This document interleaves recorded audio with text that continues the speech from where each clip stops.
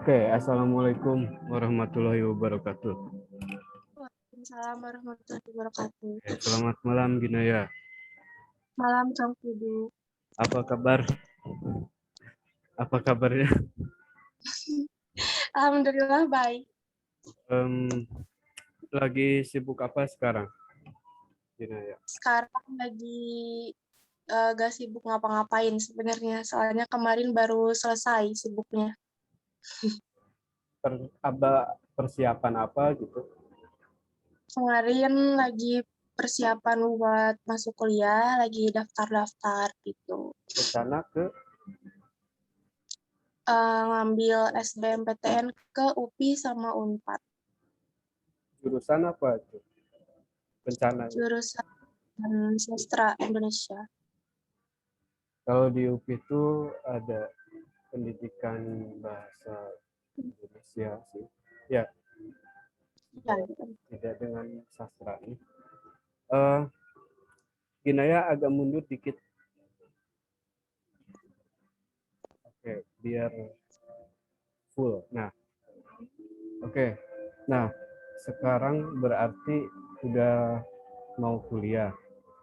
Nah, Ya, sebelumnya yang saya tahu kan Ginaya ini aktif di gerakan literasi, dunia baca, dan sebetulnya terlihat eh, ke arah ya sastra, khususnya puisi ya.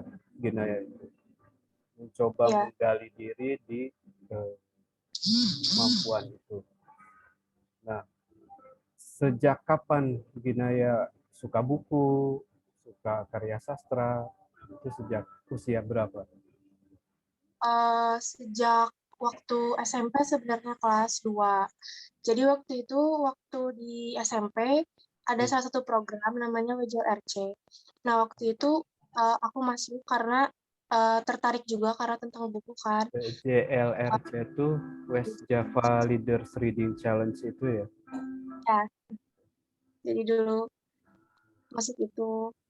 Itu Terus 2000 kan berapa? 2000 itu SMP 2016-an ada itu. 17 mungkin.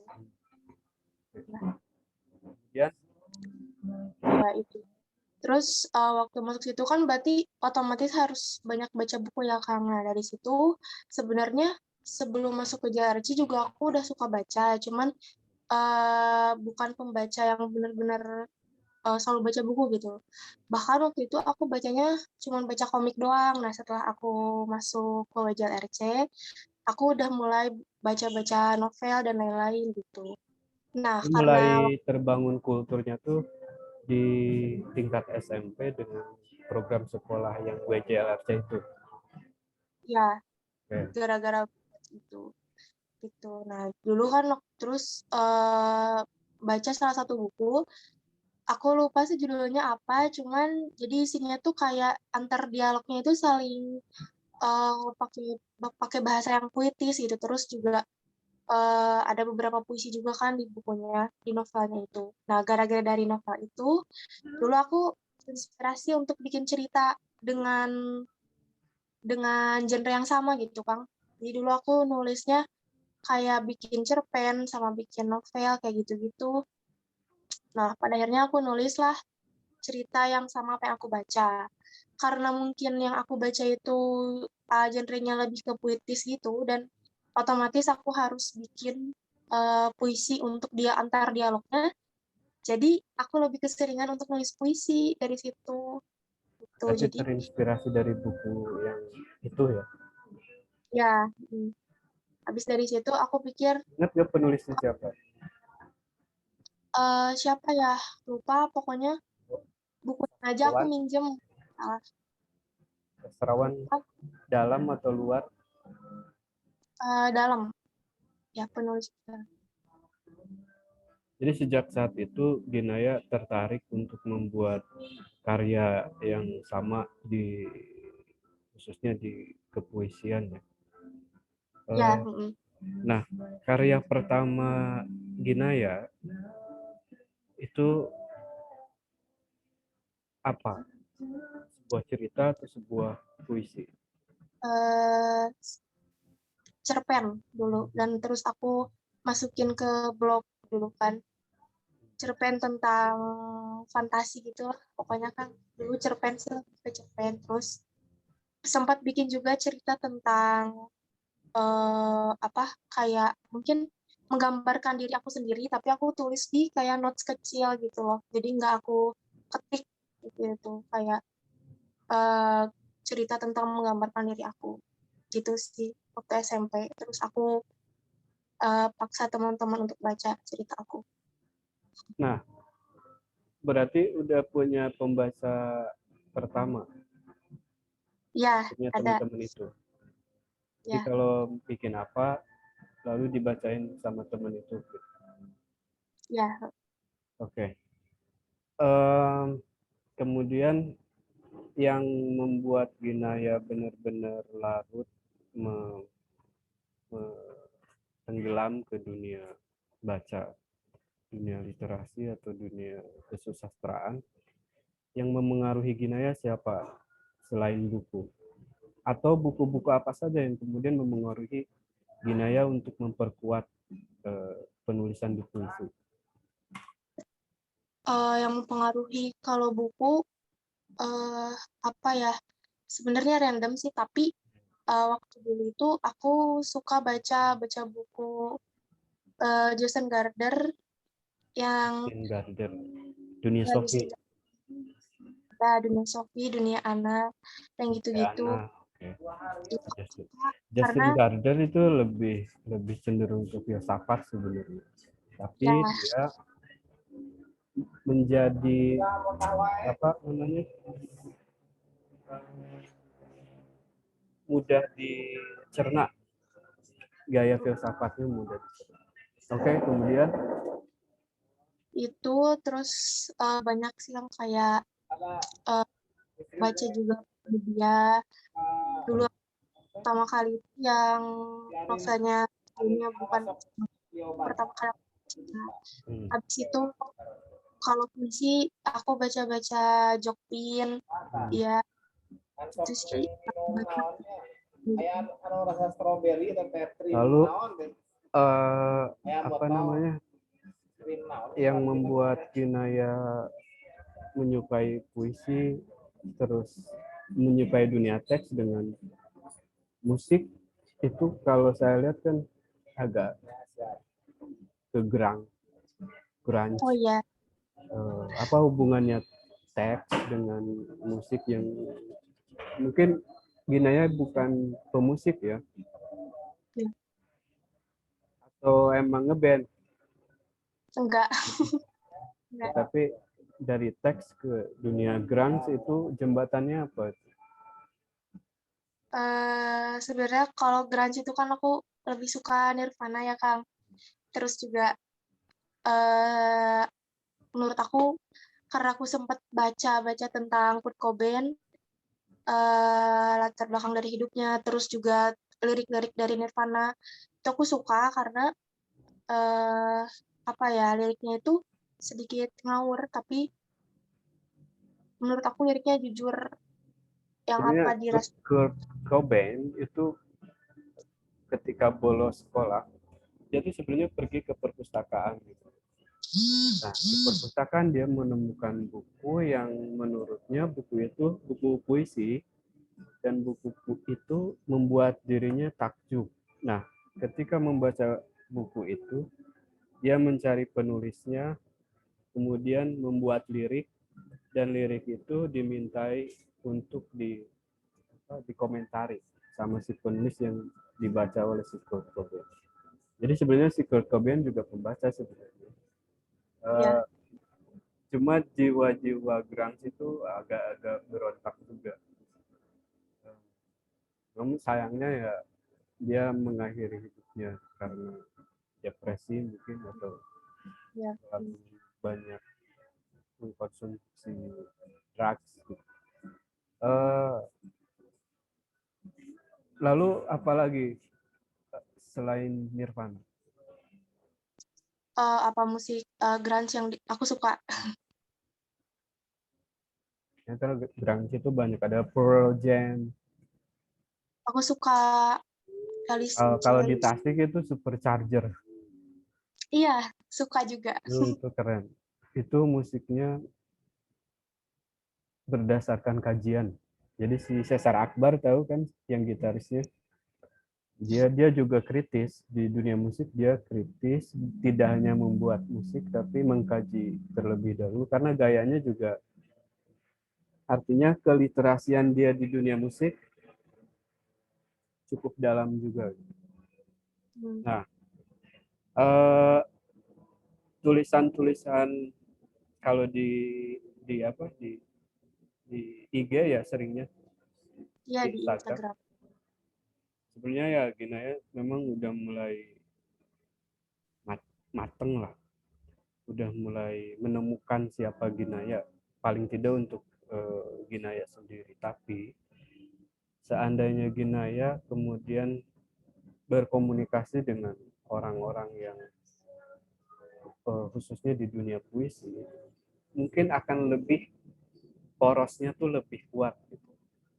Jadi mungkin sarannya, kalau boleh kasih saran, Ginaya mulai berdialog, berdiskusi dengan orang-orang yang mungkin menurut Ginaya itu saya perlu apa perspektif sudut pandangnya dia, misalnya entah Ya. Jopin, entah siapapun, kalau berani aja, karena kalau tanpa diskusi dialog Ginaya nanti nggak menemukan poros yang kuat gitu, yang tepat.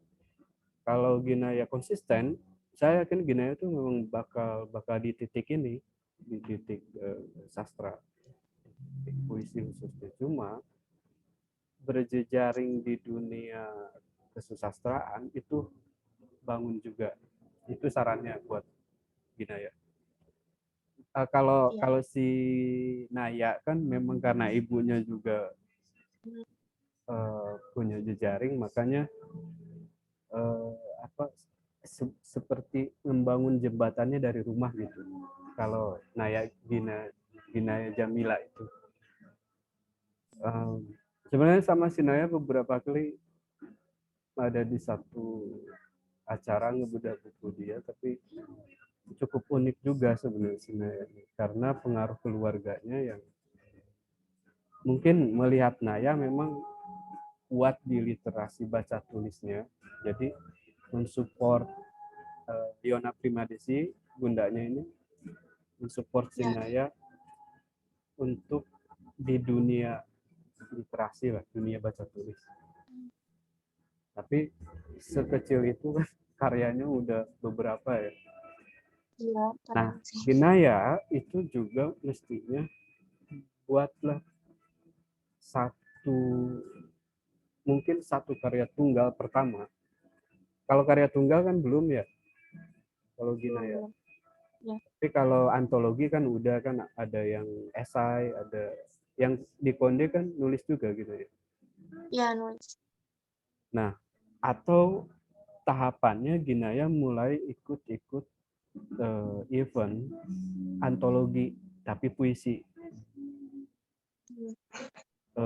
Kalau diskusi waktu sama Mas Faiz juga kan Ginaya itu cenderung akan punya kekuatan itu juga, dan lebih banyak berdialog dan diskusi dengan penyair supaya kekuatan Ginaya ini makin berbunyi di telinga Joko Pinurbo misalkan, Kang Acep Jam-Jam Nur, sedikit Aslan Abidin atau Aan Mansur.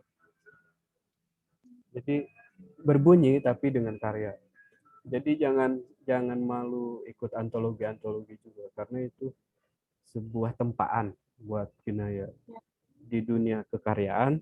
Kalau dunia IG kan sebenarnya kita tidak tahu si followers ini memang mengapresiasi hanya wow gitu kan, netizen gitu ya kalau netizen, tapi ada sebuah kultur atmosfer yang Ginaya harus ditempa, dibedah gitu. Karya-karya Naya tuh setelah dibedah baru direvisi atau diendapkan. Itu penting buat Ginaya supaya jadi sosok perempuan penyair gitu. Karena kayaknya generasi penyair perempuan juga jarang juga Ginaya. Nah kalau Ginaya konsisten, saya yakin Ginaya tuh bakal jadi something di depan. Makanya diajak ngobrol ini tuh sebenarnya nanti habis ini sama Widya juga. Nah di Widya, nggak tahu Widya juga sebenarnya punya sesuatu, cuma beberapa saat kan menghilang. Makanya karena Ginaya bisa, ya Ginaya dulu. Mungkin minggu depan sama Widya. Nah, perspektif terhadap Ginaya, Widya di Tasik itu cukup langka masalahnya. Langka kenapa? Karena hampir rata-rata remaja milenial itu cenderung statis dan tidak dinamis, lebih gimana ya, pasif gitu. Nah, melihat Ginaya sama Widya itu sebenarnya bisa produktif, cuma harus satu arah, satu jalan, dan titik tujuan di mana itu yang dicapai gitu. Nah, kemudian rencana Ginaya sendiri, apakah tulisan-tulisan Ginaya itu diarsipkan tidak? Ya, Ada satu udah proses. jadi udah mulai dirampungkan gitu Kang. Soalnya eh aku rasa udah harus mulai dirampungkan aja gitu. Karena terlalu berserakan di mana-mana gitu. Ya, Kira. kalau bisa belajar mengarsip dengan sesuai data mulai tahun berapa, misal tahun 2016 foldernya apa, 2017 foldernya apa, itu akan menjadi sebuah susunan yang rapi gitu. Nah kalau Iya, Jogja itu biasanya anak-anak Jogja tuh pengarsipannya keren, pengarsipan kekaryaannya juga rapi gitu. Nah memang harus dimulai supaya nanti pas nyari itu mudah gitu. iya Yang benar. terbaik di 2016, yang terbaik di 2017. Kan udah lama tuh, 2016, 17, 18, 19, 20, hampir 5-6 tahun. Itu kalau dibukuin mungkin udah dipecah-pecah. Kalau per tahun satu misalkan, Gina ya, itu udah 6 buku tuh sebenarnya. Iya. Atau beberapa puisi, Ginaya bisa mengikut sertakannya di kolom-kolom surat kabar atau surat kabar cetak online. Misal di Tasik tuh sebenarnya ada Kabar Priangan dan Radar Tasik. Di regional ada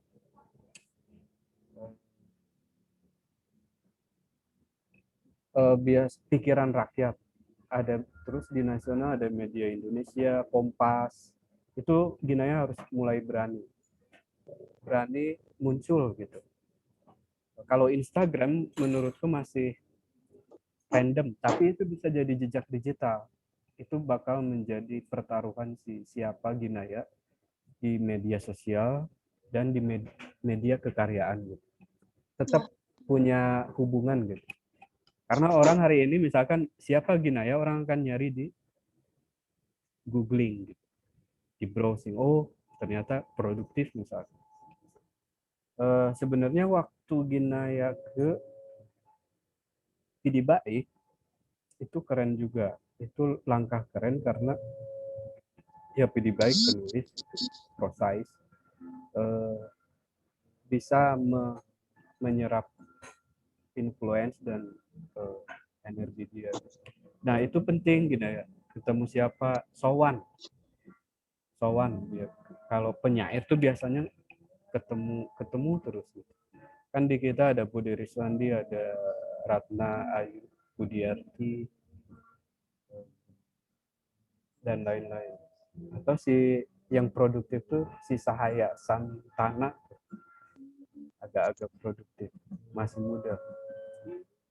Uh, pernah komunikasi nggak dengan Bode, dengan Ratna, dengan Kang Aceh? Enggak, enggak. Cuman kalau follow sih ya di Instagram, cuman nggak pernah, belum pernah. komunikasi. Ya, sebenarnya mereka bisa jadi guru buat Ginaya dalam konteks puisi. Tapi konteks jejaring itu Ginaya bisa berteman dengan siapa saja. Ya. Nah, si arsip-arsip karya tulis Ginaya itu rencana mau diapain? Kalau apa ya, mungkin kalau bisa sih ya pengen dibuat buku gitu, cuman nggak tahu. Tapi di sisi lain pengen dibikin buku sih mungkin cuma buat rekam jejak aja gitu. Kalau selama ini dari tulisan dari tahun ke tahun itu ada perubahan-perubahan gitu yang Refleksi. aku alami. Jadi bisa dibaca ulang gitu. Oke. Kalau dibukukan kapan rencananya? Saya nggak tahu ya kan Belum dibukukan. ada minat hasrat gitu untuk membukukan kapan gitu, targetnya. Belum sih, dulu tuh pernah sempat ngirimin ya, cuman gak ada kabar sampai sekarang dari penerbit, terus juga pernah ditolak gitu kan. Jadi dari situ tuh kayak mungkin nanti aja nyoba lagi gitu. Cuma sampai sekarang belum pernah lagi. Tapi kayaknya eh, mau coba lagi sih Kak. Sebenarnya Ginaya, hari ini tuh semua orang bisa menerbitkan buku, tapi yang akan menjadi tumpuannya itu kualitasnya. Caranya tidak harus selalu ke penerbit mainstream, penerbit besar misalkan. Indie saja dulu, jalannya indie saja. Yang penting setelah kurasi misalkan, setelah Ginaya mengarsipkan puisi-puisi, lalu yang mau dibukuin tuh puisi mana saja, mengkurasinya dengan misalkan Ginaya mencoba berdiskusi dengan nama-nama tadi atau dengan siapapun di luar sana yang memang concern di dunia puisi. Itu bisa indie, jalannya bisa indie. Indie itu maksudnya jadi kita bisa membiayai percetakan, kemudian kita bisa jual sendiri dengan jejaring. Itu akan lebih efektif sebetulnya karena hari ini tuh justru penerbit besar itu takut dengan penerbit-penerbit indie ini, penerbit-penerbit kecil, atau kita sendiri sebenarnya bisa nerbitin atas nama penerbit titik nol misalkan, bikin si penerbitnya titik nol puisi Ginaya. Kalau ISBN kan ke Perpusnas itu tinggal bisa apa nanya ke banyak teman juga, ke Mas Faiz juga bisa. Nah, bagi Ginaya puisi itu bagi Ginaya itu seperti apa? Bagi kehidupan Puisi, Naya, Ginaya. puisi itu bagi aku kayak seperti ini mungkin karena aku di rumah sendiri gitu ya Kang, sendiri jadi mungkin puisi itu bagi aku kayak dia bisa jadi wadah untuk seluruh keluh kesah yang aku alami gitu. Karena aku selalu sendiri di rumah, jadi puisi itu ibarat teman, tapi dia itu kayak aku selalu apa ya, dia tuh bisa menjelma menjadi apapun di dalam isi kepala aku gitu Kang. Kayak aku ngebayangin apa, dia juga bisa menjadi sesuatu hal itu. Aku bisa nulis apa, dia bisa menjadi apapun yang aku mau gitu sih. Jadi ya, eh, aku rasa aku pengen terus konsisten gitu untuk nulis puisi meskipun tidak tahu nanti ke depannya bakal seperti apa, tapi aku selalu ngerasa kalau ya mungkin aku udah terjebak gitu untuk nulis puisi. Jadi bakal aku usahakan untuk terus Tapi Ginaya nulis, menikmati memilih jalan puisi ini. menikmati sih, menikmati. Terus yang mendukung Ginaya dalam perpuisian siapa? Banyak orang tua juga, teman-teman gitu. Terus kalau misalkan kalau dilihat dari puisi-puisi Ginaya yang disebar di media sosial, khususnya di Instagram, itu rata-rata nuansanya tuh ya grunge banget, maksudnya berontak ya. Kenapa? Ada jiwa apa dalam, ada latar belakang apa dalam apa jiwa-jiwa berontak itu? Mungkin dari alasan latar belakang keluarga mungkin ya, karena uh, ada sesuatu lah di keluarga aku tidak sesempurna keluarga lain mungkin. Jadi itu yang bikin salah satu faktor aku berontak di dalam tulisan gitu, karena aku nggak tahu harus berontak ke siapa lagi gitu. Waktu tahun berapa ya waktu sama Widya ke Jakarta tuh 2017 2019. apa 2018? Itu tuh acara apa waktu acara di Kemendik, di perpustakaan Kemendikbud? Waktu FFS ya, Festival Festival Literasi. Literasi Sekolah. Itu acara apa? Ginaya ngapain gitu di sana? Di sana itu menjelaskan tentang eh, klub buku itu bacaan, terus eh, buku terhadap sekolah gitu gitu. Nah, Ginaya sendiri kan Titik Nol itu kan klub juga kan, klub buku juga Hmm, atau ya gimana? sebenarnya titik nol itu kayak awal emang main-main sih kan, jadi kayak cuman teman-teman doang gitu awalnya gitu. Cuman banyak orang yang mungkin terlalu menganggap serius titik nol, padahal titik nol itu hanya sekadar teman membaca semasa SMA gitu, kayak klub baca biasa gitu. Jadi gitu. Jadi kebanyakan orang terlalu menganggap hal itu serius, padahal kami hanya membaca sambil bermain-main. Itu nama Titik Nol tuh Ginaya membuat itu untuk apa awal? Awalnya emang karena nggak tahu ya, aku ngerasa sama teman, ada dua teman aku ya, jadi bukan cuman aku doang gitu kan Hmm. yang bikin no gitu. Terus ngerasa kayak di sama tuh cuman kita doang yang ngerasa kayak satu frekuensi gitu kan. Terus mikir gimana kalau misalkan bikin satu klub baca gitu, kayaknya seru. Cuman gitu doang sih, jadi nggak ada hal yang gimana-gimana gitu, cuman dibikin aja. Kenapa namanya Titik Nol? Karena awalnya itu emang sempat bingung namanya apa, dan pada akhirnya kenapa titik nol itu karena kita ngerasa kalau misalnya uh, si titik nol ini tuh di mungkin ya dikenal banyak orang gitu. Hmm. Intinya sih, intinya kembali lagi ke titik awal gitu, ke titik awal di mana uh, kita mungkin saling ketemu gitu, terus bikin ini apa klub baca gitu sih. Oke, ya ingat Nawal El Sadawi yang Ya, perempuan di Titik Nol itu kan. ya. Tapi ada juga yang ya, Agustinus Wibowo bikin buku Ya. Titik Nol juga makna sebuah. Agustinus Wibowo ya. Eh, masih aktif itu Titik Nol. Sekarang enggak, karena lagi udah mulai tingkat akhir putih abu, jadi Oke.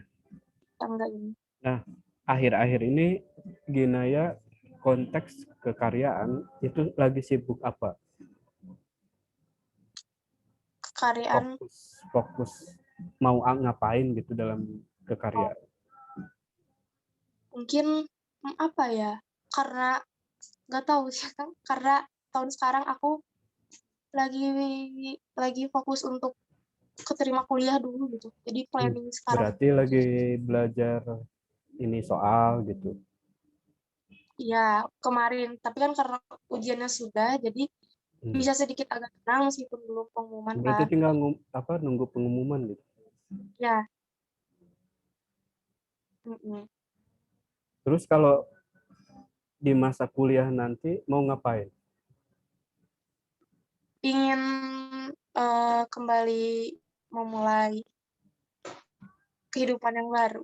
Ingin kayak mungkin nanti kalau keterima ingin coba-coba masuk komunitas yang lain gitu. Jadi ingin nyoba banyak hal baru. Mencoba ya. Tapi ada sosok yang kan Ginaya ini remaja nih. Ya, Pasti ada sosok lelaki misal. Itu gimana? gimana Kak? Dalam Jadi gimana? ada yang mensupport, ada yang memperhatikan, ada yang memberi energi lebih, misal Ya, pacar misalkan. kenapa? Ada pacar Oh, gitu yang oh, mendukung atau eh, atau gimana?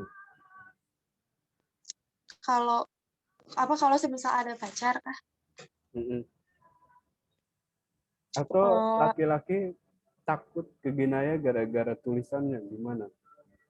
ya jadi gini, sebenarnya nggak pernah pacarannya dari SMA kan, cuman karena mungkin eh, nggak tahu juga, tapi ada beberapa laki-laki yang ngedeketin dengan alasan dengan apa ya, dengan modus bahwa mereka ini suka membaca buku gitu loh, dengan modus mereka ini apa peduli dengan lingkungan, dengan politik dan lain-lain gitu, kebanyakan Ta- kayak gitu sih. Jadi, Tapi ada nggak sosok lelaki yang membuat Ginaya sendiri agak gimana gitu ada selama ini? Dan ada itu memengaruhi ke psikologis Ginaya untuk membuat apa gitu? Ada nggak? ya ada dulu. Ke ke Jadi lebih kemana? Lebih kemana? lebih ke waktu itu lebih ke produktif menulis. Hmm. Kayak setiap hari pasti ada aja yang ditulis. Dan itu selalu mungkin tentang dia gitu. Lebih produktif. Oke. Nah, apa impian terbesar Ginaya untuk kehidupan Ginaya sendiri di depan? Impian aku mungkin kalau misalnya aku bilang ingin menjadi penulis, eh, mungkin tidak juga ya. Karena kalau menurut aku, kalau misalnya kita lihat realita, mungkin penulis itu tidak selalu berada di atas. Eh, jadi mungkin untuk yang aku inginkan adalah nanti aku pengennya sih jadi orang yang lebih-lebih dari apa yang aku pengen gitu, dari hanya sekadar seorang penulis. Entah itu apa, tapi aku cuma pengen bisa uh, yang ngebahagiain orang orang tua lah gitu. Jadi biar juga membanggakan orang tua gitu aja. Apakah itu jadi seorang guru atau apa? Hmm, belum Sebenarnya tahu basic tapi basic Ginaya dulu dulu misalkan ke waktu kecil kita suka punya cita-cita tuh. Itu sebenarnya ke jenis profesi apa? sebenarnya dulu gak pernah konsisten dalam satu hal. Maksudnya ya waktu kecil itu jadi aku bener-bener nggak tahu bisanya apa, karena kalau misalnya aku sama kakak aku itu dari kecil yang selalu di apa ya, intinya yang selalu dibangga-banggakan lah gitu kakak aku, karena dia dari kecil udah kelihatan kan bakatnya. Nah, jadi aku waktu kecil tuh kayak bingung harus sebenarnya aku bisa apa gitu. Jadi karena sekarang aku ngerasa bahwa oh kayaknya aku lebih ke tulis menulis gitu, jadi aku ngerasa kalau oh, mungkin ini apa yang selama ini aku cari gitu. Itu sih kan, jadi dulu nggak pernah konsisten, aku pernah pengen jadi koki. Ya, anak Gitu.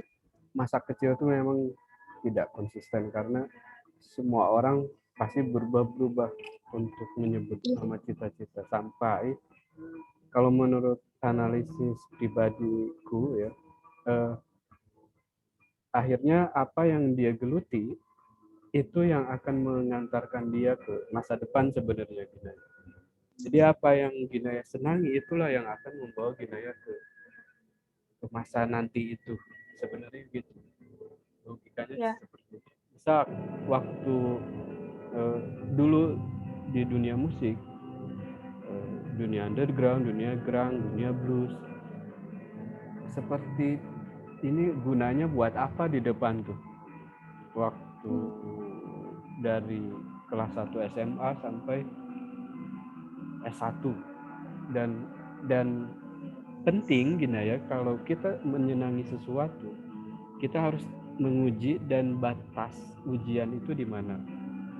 Nah waktu itu ya udah ngamen di gerbong kereta sejak kelas 1 SMA. Ngamen itu untuk menyelamatkan temen juga karena sakit. Karena zaman itu zaman kita liar dalam arti pengasuhan ya, pengasuhan orang tua kita udah memilih untuk berani keluar zona nyaman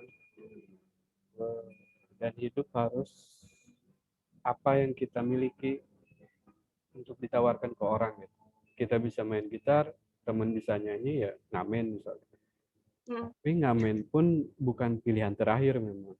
Akhirnya kita manggung-manggung, misalkan bikin lagu dan yang membuat kita merasa diapresiasi ketika lagu kita kemudian menjadi uang lah misalkan sebuah pride gitu tapi ada price-nya gitu ada harganya gitu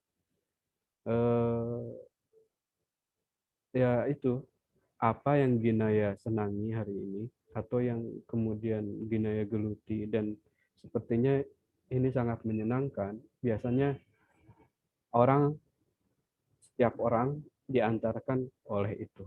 Betul, meskipun nanti jadinya jadi apa gitu.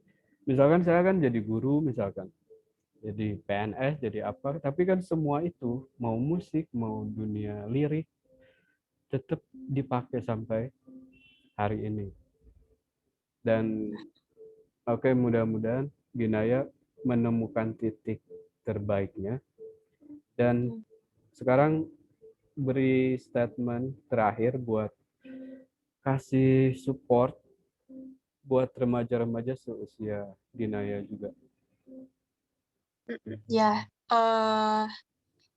pokoknya harus terus berani untuk mencoba, jangan pernah takut, dan terus berkarya aja, terus maju. Ya, oke.